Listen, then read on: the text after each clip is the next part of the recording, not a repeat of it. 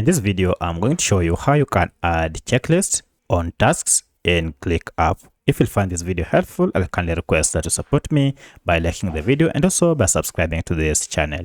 So the first thing you need to do is to go to the task and then open it. And if you scroll down here, you can see we have an option to add checklist. To add a checklist, go ahead and click on plus here. And here choose whether you just want to add a checklist or checklist from templates. If you want to use templates, you can go ahead and click on templates. In my case, I just want checklist.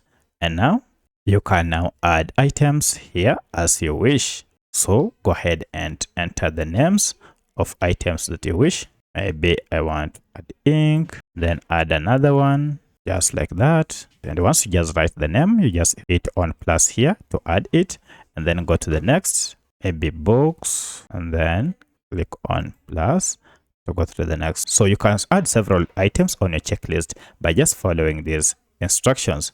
So that's how you can add checklist on tasks in ClickUp. If you have any other question, kindly let me know in the comment section. Otherwise, thanks for watching and let's meet in the next video.